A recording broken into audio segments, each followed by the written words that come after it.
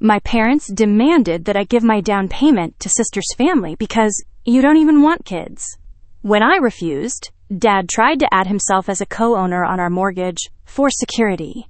I called the lender, flagged the file, and brought our purchase agreement. Then the underwriter stepped out, handed me a printed audit trail, and whispered, "You should see who else accessed your application." My name is Emily Carter. I'm 32. I don't want kids. And last month, my dad tried to add himself as a co-owner to my mortgage for security. That's the short version. The long version starts with a polite dinner at my parents', place where the mashed potatoes were cold and the manipulation was hot, and ends with me standing in a bank lobby holding an audit trail that read like a heist script. Somewhere in the middle, an underwriter leaned in and whispered, "You should see who else accessed your application." And I swear I heard a cinematic sting in the air. Okay, let me take it from the beginning. I grew up in a family where love sounds like advice you didn't ask for. I'm the younger daughter. My sister, Olivia, is 35, with 2 kids under 5, and a talent for turning any conversation into a GoFundMe pitch. My mom is sweet and tired and speaks fluent guilt. My dad is a problem solver whose favorite problem is other people's boundaries. That last line is Noah's, my fiancé, and he said it the second time Dad tried to rearrange our furniture without being asked. "Your dad's got a magic wand for other people's lives," Noah said, drifting a bookshelf 2 inches to the left while Dad supervised. "He waves it, the problem moves, and then he says you're welcome." I've been saving for a house since I was 25. I'm not glamorous about it. I'm the kind of person who gets excited about high-yield savings accounts and the smell of fresh paint. I freelanced, I picked up weekend shifts, I budgeted with a color-coded spreadsheet that I guarded like it was my firstborn. Which, to me, it kind of was. I don't want children. I have said that sentence out loud since I was 19. It's not a phase. It's not unresolved trauma. It's not a secret plan to change my mind the minute I hit 35. It's just a truth that feels like breathing. When I told my parents I was putting an offer on a little 2-bedroom craftsman with a crooked porch and a maple tree out front, Mom cried happy tears and sent me Pinterest boards. Dad sent me a list of non-negotiable buyer protections I should demand, which included a clause about family oversight that made me laugh the first time I read it. Olivia sent me a text with 20 exclamation points, and then, 2 messages later, a question mark about whether the kids could use the guest room lots of weekends. I didn't say no, I said we'll see. That's my toxic family superpower, we'll see. It's the way I used to keep the peace. It's a door that swings just enough to make a person feel invited to walk right through. My offer got accepted on a Wednesday afternoon. I called Noah from the parking lot of the inspection company, and he yelled, "We got a house!" loud enough that 2 birds took off from the maple tree like a confetti cannon. We celebrated with tacos and craft sodas, and we were still at the kitchen table when Dad called to say, "So, let's talk down payment." He said it in the voice he uses at work when he's closing a deal. He sells insurance. He believes in small print the way some people believe in angels. "We don't need to talk about it," I told him, still buzzed on salsa and victory. "I've got it covered." He paused, long and theatrical, like a stage actor waiting for applause. Then, you don't want children." I glanced at Noah. He made the "I'm listening but I'm about to be annoyed" face and muted his phone. "Okay," I said. "And your sister does," Dad continued. "And she has them, too. And she and Mark are trying to buy in this market. And they're getting outbid, left and right. The right thing, the family thing, is for all of us to pool resources." I let out a sound that was halfway between a laugh and a cough. "Dad?" "Think big picture," he said. "You'll be happier in a smaller place anyway. Less to maintain. You don't need all that space." Noah raised his eyebrows at me like, "Do you want me to say something?" I shook my head. I wanted to handle it. "I like my place," I said, "and I need my down payment for my place." "Softer then," Dad said.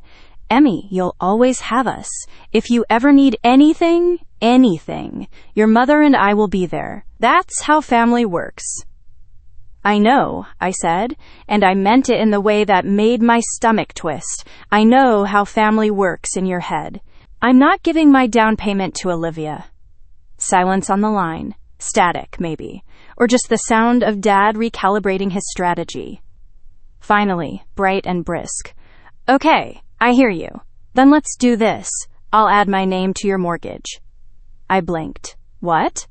Just for security, he said. I can negotiate better terms. It'll keep you from making a dumb decision because you're emotional. It's not that I don't trust you. You don't trust me, I said, and my voice was calm in a way that surprised even me. Also, I already locked my rate. Also, you can't add your name like you're RSVPing to a barbecue. He chuckled, paternal and patronizing. Sweetheart, I've done this 1,000,000 times.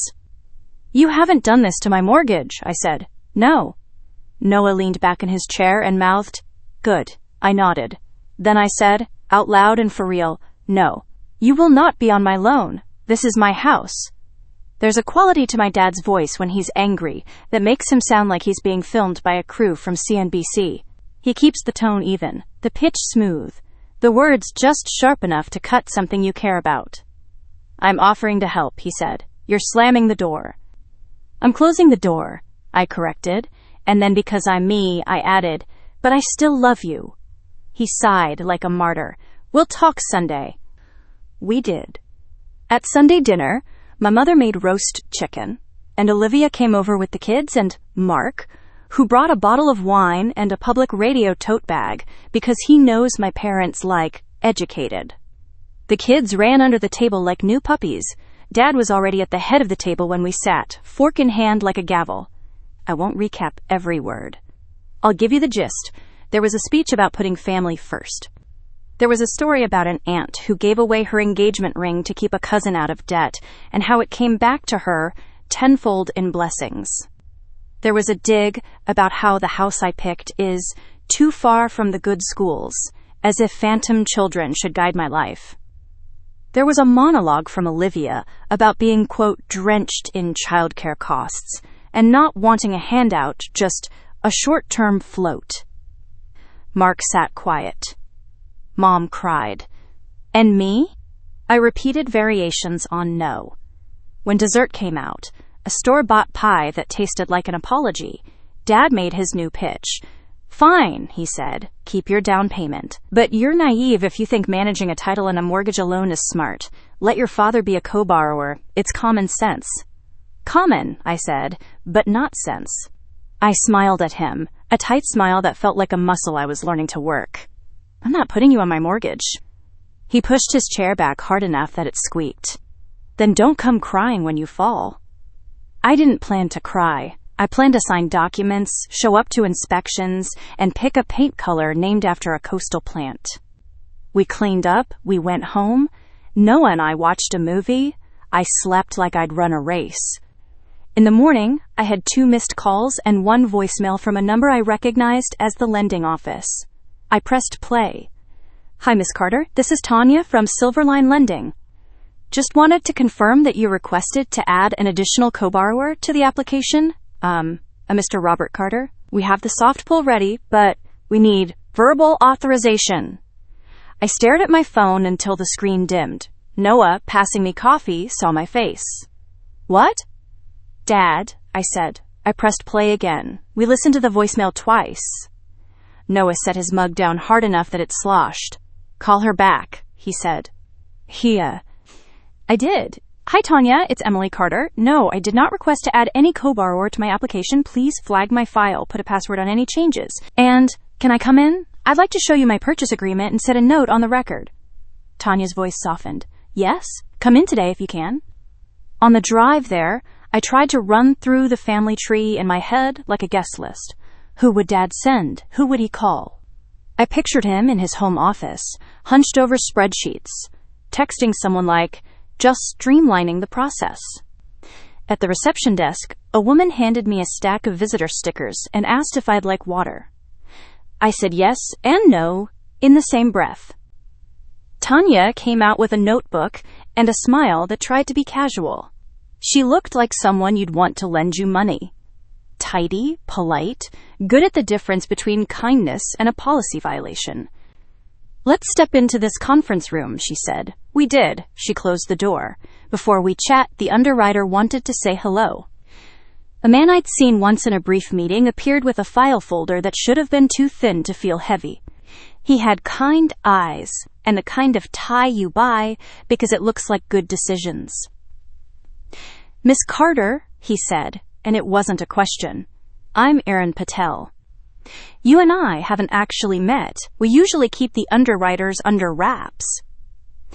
He smiled like that was a joke he'd told before. Then he set the folder on the table, flipped it open to a page with a grid of entries, and said, very quietly, like he was breaking the fourth wall, "You should see who else accessed your application. If you've never seen an audit trail, it looks like meteorology for crime. There are timestamps and IP addresses and notes, and together they make a weather pattern that tells you who stormed in and when." The first entry that wasn't me or Tanya was a login from an email address that began robert.carter and ended with my parents' internet provider. There was a note attached to a request: add co-borrower to mortgage application, Robert Carter. Supplemental documentation to follow. And then there was the attachment list: copy of Emily Carter birth certificate, copy of driver license, screenshot of loan pre-approval page. How did he get these? I asked. The question made me feel 6 years old again, like I'd misplaced something, only to find it in my dad's pocket. Tanya cleared her throat gently. "We got a call from someone who identified as your family representative. He said you'd asked him to advocate on your behalf because you were overwhelmed. We requested standard documents. The upload came from that IP a few minutes later." I went hot, then cold. "I never asked for a representative," I said. "I am not overwhelmed." Aaron kept his voice even. "We flagged the account because the timing and the method weren't standard. We wanted to confirm with you directly. You coming in today was exactly the right move." Noah texted, "I'm in the lobby. I'll wait." I typed back, "Come in. Ask for Tanya." He responded with a thumbs up and a heart. It made the sting stay out of my eyes. "What do I do?" I asked. Tanya slid a pen across the table to me, like I was signing as myself for the first time. "First, we add a note that any changes require your in-person signature, no exceptions. Second, we can add a verbal password. It can be anything you'll remember that your family won't guess." I thought about choosing something dramatic. No kids, maybe, but I settled on the name of the coastal plant from the paint swatch. "Quaking grass," I said. Tanya wrote it carefully. "We'll also log that any third-party access without your written authorization is a breach of our privacy policy," she added. "That tends to discourage creative interpretations." Aaron's face took on a different energy then. Not friendly, not cold, official. "Also, Miss Carter, you should be aware that accessing another's loan file and attempting to make changes without authorization, while not the crime of the century, can rise to the level of fraud depending on intent and documentation. I'm not a lawyer, but our compliance department will be. If this continues, you may want to loop your own counsel." "I have a realtor," I said, like that was the same thing. "Her name's Marisol." "Marisol will be helpful," Aaron said, "but this is about your financial privacy. Separate lane." I nodded. "Okay." We set the password. Tanya printed a log of the access. It felt a little like being handed evidence on a TV show where everybody wears gray suits and then somebody storms in with a gun. On the way out, a woman with a sleek bob and a badge that said compliance smiled at me and gave me a business card. "Just in case," she said, with the air of a librarian offering a quiet room. Noah and I sat in the car. He turned the AC up. "He uploaded your birth certificate," he said. The disbelief on his face made me feel less nuts. "Your birth certificate." "I know." "And called himself your family representative." "I know." "And he thinks it's loving." I closed my eyes. "I know." Noah was silent for a beat. "Can I say what I think?" "You're going to," I said. He grinned. "You have a habit of confusing quiet with polite," he said. "You think if you use your indoor voice, people will hear the content. Your dad hears volume. He hears control. You told him no at dinner, and he heard, maybe. You need to be the person at the door with a clipboard, not the person behind it hoping the crowd will disperse. I don't like clipboards, I said. You like houses, he said. Clipboards come with houses. Marisol answered the phone on the first ring. What's up, babe? She said, and she calls all her first-time buyers babe, but she said it like she meant it. I told her. She swore in Spanish for a full 10 seconds, and then said, okay, here's what we do. We tighten the timeline, and we pad every friction point. I'll ask escrow to add a 2-factor verification for wire instructions. I'll flag the title company, and I'll drop a note that any interference is a material breach. Meanwhile, you call a lawyer. I'll text you a good one. The lawyer was a woman named Isabel Hernandez, who spoke in sentences so clean they made me want to rewrite all my emails. You have 2 choices, she said after I summarized the situation. Maybe 3. 1. Treat it as a family matter and hope the boundary holds. 2. Treat it as a legal matter and formalize the boundary. 3. If you're feeling spicy, send a cease and desist and copy compliance at the lender. If the behavior escalates, call me back with dates and times, and we decide whether to file a report. I don't want to ruin Thanksgiving, I said, because that felt like the real legal issue. Thanksgiving ruins itself, she said. You just bring potatoes. We drafted a letter that said, in legalese with a backbone, that I was the sole borrower, that I had not authorized any family member to access my loan file, and that any future attempts to add a co-borrower or otherwise modify my application would be considered unauthorized access. She was careful not to threaten criminal charges. You don't need a nuclear option unless you need it, she said, but we'll keep this in the drawer. I sent the letter via email and certified mail. I copied compliance and Tanya. I CC'd Noah, who replied with the gif of a drawbridge lifting. Then I waited. If you've ever set a boundary and then watched the group chat go quiet, you know the particular dread of the next ping. It came from my mother. Your father is hurt, she wrote. He only wanted to help. Please don't embarrass us with this bank. There were 3 heart emojis and a picture of my niece in a tutu, like a reminder to soften. I typed and deleted 4 times before I sent, I love you. I'm protecting my loan and my privacy. I won't discuss this further. She called me twice, and I let it go to voicemail. Emmy? She said in the second one. Voice watery. I don't know why you're punishing us. Dad called that night. He didn't leave a message. In the morning, he did. Grow up, he said, which is a funny thing to tell someone who just told you no, and then, family means we share risk. I didn't respond. Not because I was calm, because I was vibrating in a way that felt like it could power a small town. Noah made me pasta and then made me turn off my phone. The next day, the audit trail got longer. Tanya called. Hi, Emily. Just a heads up. The system logged another access attempt this morning. This one didn't go through because of the password, but it's from the same IP. Also, we saw a download of your bank statements last week from that address. I didn't download anything, I said, and then realized that was the point. How did he? Your portal password? Tanya asked. Strong, I said. Unique, 2-factor. There was a pause. Do you ever log in at your parents' house? I closed my eyes. Thanksgiving, I said, and we laughed a little because it meant I was right earlier and also it meant the villain was Pi.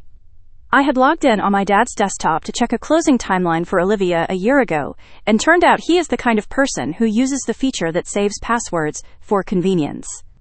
Isabel sent a second letter. It was tighter, more a lawyer's letter than a daughter's. It referenced the audit trail and the IP address. It used the phrase, potential identity misrepresentation, instead of, this is messed up. It CC'd compliance again.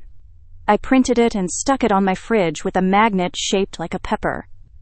Noah made coffee and kissed my cheek, and I thought about how all my life I'd believed my smallness was my politeness, and how in this season smallness felt like surrender. When the family summit happened, it wasn't my idea. My mother texted me, Sunday dinner, We talk, just us, please. I told Isabel, who said, do not go without another adult present. I told Marisol, who said, do not go at all. I told Noah, who said, we're going, and I'm bringing a clipboard. He meant a notebook, but I still smiled. Mom had pulled out the good tablecloth, and the silver that looks like it weighs opinions more heavily. There were candles. Olivia was early, which always meant she was here for a reason. The kids were at Mark's parents' place, which meant this was going to be big. We didn't eat first. We sat. Dad cleared his throat like a pastor. Your mother is very upset, he began, and I thought, there it is, weaponized empathy. He spoke for 10 minutes without actually using the phrase, you owe us, but the spirit of it hovered. Olivia chimed in about community, about the village it takes. I let them talk. Then I took the folder out of my bag and laid the audit trail on the table like a deck of cards that told the future. I went line by line. On this date, at this time, from your IP address, someone accessed my file and attempted to add a co-borrower. On this date, documents were uploaded without my consent. On this date, my bank statements were downloaded. This is the note from compliance. This is the letter from my attorney. Dad's face went hard, like someone had poured cement under his skin. Mom's eyes kept hopping from the paper to my face to Noah, like maybe this was a prank. Olivia's mouth became a line. We just wanted, she started. To own my house, I said. To be in control of my loan, that's not help. Dad stood. The chair scraped. Your fiancé is brainwashing you, he said to Noah, which would be funny if it didn't mean something sharp. He wants to push us out, so you're his little project. I'm a person, I said. I'm my own project. Don't be dramatic, he snapped, which is every father's favorite thing to say the minute a daughter decides she owns herself. You are a girl with an attitude and a savings account. That doesn't make you smarter than the market. Noah didn't say a word. He put his hand on my knee under the table and squeezed once. I kept my voice level. I'm going to say this once more so it's recorded in everyone's head. I am not giving my down payment to Olivia. I am not adding anyone to my mortgage. If anyone accesses my file again without my explicit written consent, I will file a formal complaint. If anyone attempts to interfere with my loan or title, I will escalate. This is not open to discussion. Mom whispered, we raised you to be kind. I am being kind, I said, and that was the truth. I am being kind to myself. Dad laughed a single syllable. You'll be sorry, he said. Don't come begging when the roof leaks or the boiler breaks. I'll call a plumber, I said. We left. Noah didn't speak until we got to the car. You were a clipboard, he said.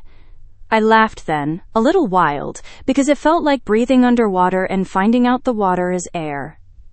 The days between then and closing were a montage of adults in professional clothing saying professional things. Escrow sent me a checklist. Title sent me a link with my full name in capital letters and a green lock next to it that made me feel like a spy. Marisol showed me a timeline printed on color-coded paper. I bought a welcome mat that said, no soliciting, in a jaunty font, as if that would deter the universe. Isabel called to check in and said, how's your mom? Which made me like her more. The morning of closing, I woke up before my alarm and went for a run. The maple tree out front of the house we didn't yet own dropped a polite handful of leaves on the sidewalk, like confetti from modest people. I came home, showered, put on a navy dress and a sweater with pockets, because pockets are for people who expect to carry things. Noah looked at me like I was crossing a stage to collect something that had my name already engraved on it. We got to Silverline 15 minutes early. Tanya had a stack of papers and a pen that wrote like butter. Aaron poked his head in to say congratulations. As I initialed and signed, I felt the weight of ownership in my hand in a way I didn't expect, the way the P in purchaser looped, the way the ink pooled in the curve of my last name. Noah took a picture of me signing and said I looked like a senator. I rolled my eyes and then smiled so wide my cheeks hurt. We were on the second to last page when the door opened. A man from compliance, gray suit, neutral expression, stepped in and touched his phone like it might dissipate if he didn't ground it in his palm. "Ms. Carter," he said. "So sorry to interrupt. We just flagged another access attempt on your account." I set the pen down. "From where?" He turned his screen to me. I recognized the first 3 numbers of the IP address, the way you'd recognize a strongly perfumed lobby. He also showed me the note attached, re-adding co-borrower for security. Aaron appeared behind compliance like a set piece. "We've got it blocked," he said, calm as a yoga instructor. "We just want to confirm with you that you did not authorize any changes." "No," I said, "I did not." A part of me wanted to laugh. Another part felt the tiniest pearly bead of a tear in each eye, not because I was sad, but because every time I thought the line was enough, someone tried to step over it like it was chalk instead of paint. "Okay," Aaron said. "We're going to lock this file until you're done signing, and then we'll set the account to read-only for everyone but you." Tanya slid the paper toward me again. I signed. The pen didn't shake. When we walked out into the lobby, my father was there. He rose from a chair with a magazine on it and a controlled expression, which is how he looks when he is about to try and make anyone do anything. "Emily," he said, "come outside. We'll talk. You can't do this without me." "I can," I said, and then, to my own surprise, I smiled. I just did. He took a step forward. Security appeared the way they do, when they're trained to be both invisible and immediate. "Sir," one of them said gently, "you're going to need to wait here." Dad looked at Noah. "You did this," he said. "I've done a lot of things," Noah replied, mild as tea. "This one's Emily."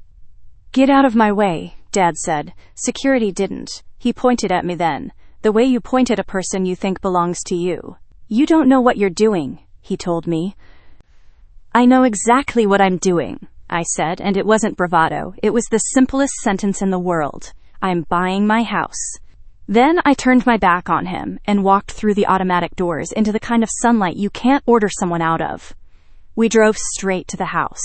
Marisol brought bagels and a bottle of sparkling apple cider and a keychain shaped like a tiny gold key. The porch still leaned. The maple tree still threw shade like a generous aunt. Inside, the walls were the color of oatmeal, which I found personally insulting. But we had paint and music and a Saturday. Noah set a speaker on the countertop and played the song we danced to in our kitchen the night we got the offer, and we slow danced for 30 seconds because the living room was mostly boxes, and I needed the thing inside my chest to know it had somewhere it belonged. My mother texted that night, "Are you safe?" I sent a picture of me sitting on the floor next to an empty pizza box and a can of seltzer, and she responded with a heart. I wanted to send her one back, and also a link to a boundary workbook, and also a soft apology for not being the daughter she designed. I sent the heart. The rest will take time. A letter arrived the following week, addressed to my father from Silverline Compliance. I didn't see it arrive, obviously, but I did hear about it because he called my mother from the driveway to say that I was trying to destroy his good name. Mom relayed the conversation to me by accident when she thought she was texting Olivia. I know. The letter asked him to confirm that he understood the privacy policy and warned that further attempts to access or modify my account could result in the lender restricting communication with him about any Silverline products. I imagine him reading it in his office, leaning back in his leather chair, telling himself a story about how this is all silly, about how the world has gone mad.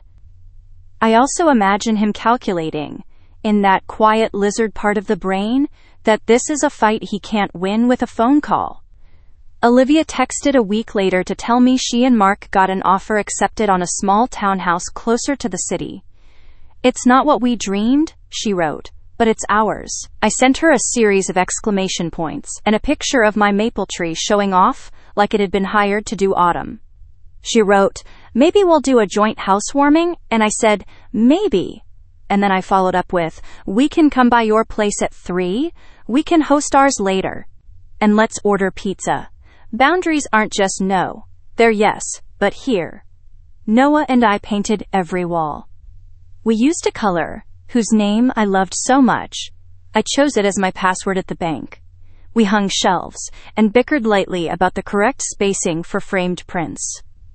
He keeps saying he wants to build a raised garden bed, and I keep saying we barely keep basil alive, but maybe in the spring we'll try. He bought me a welcome mat that says, "You're on our porch," because no soliciting was too grumpy, and he thinks we need a balance of messages. 2 weeks after closing, a note came from Isabel. "All quiet?" She wrote. "I like quiet." I wrote back, "Quiet-ish. I like quiet-ish." A day later, a card arrived at my house addressed in my mother's handwriting. Inside was a photo of me at 8, wearing a Halloween cape and scowling at the camera like someone told me to smile. "You were always yourself," Mom wrote. I hope I remember that moving forward. It made me cry.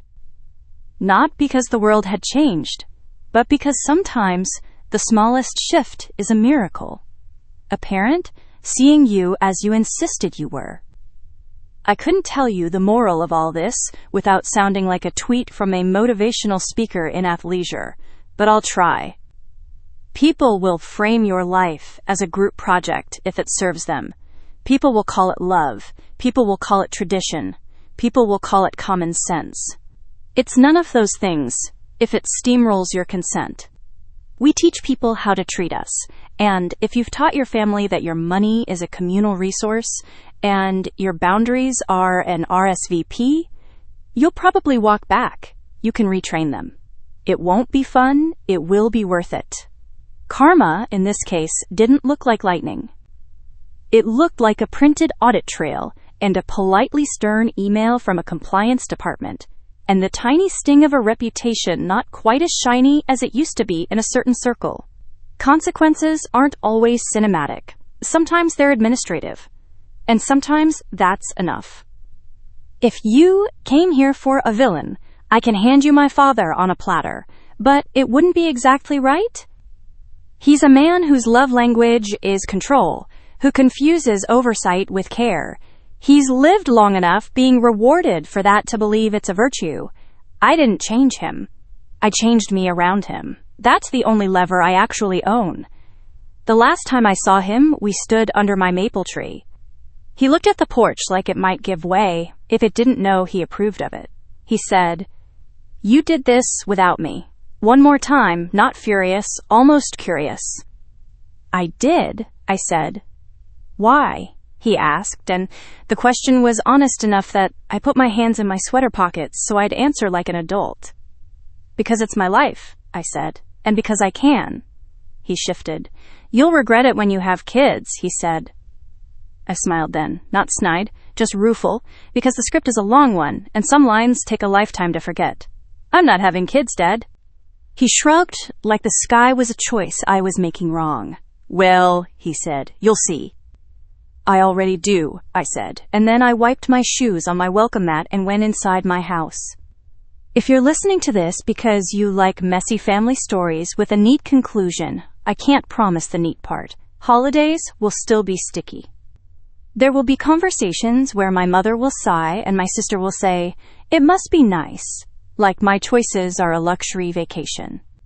There will be days I will want to apologize for being a person with a lock on her door and a name on a deed. But there will also be mornings where the light makes a pool on the hardwood floor and I will stand in it with a cup of coffee and feel, viscerally, that I am the adult in my life and that the child in the cape finally got to keep her candy. So, to the person who needs to hear it in a voice like your own, you can say no, you can hang up, you can set a password, you can put your name alone on the dotted line. You can be the clipboard at your own door. And if someone tells you family means you share risk, you can tell them family also means you share respect. If one of those shows up without the other, it's not family. It's a business deal you didn't agree to. My name is Emily Carter. I don't want kids. I bought my house.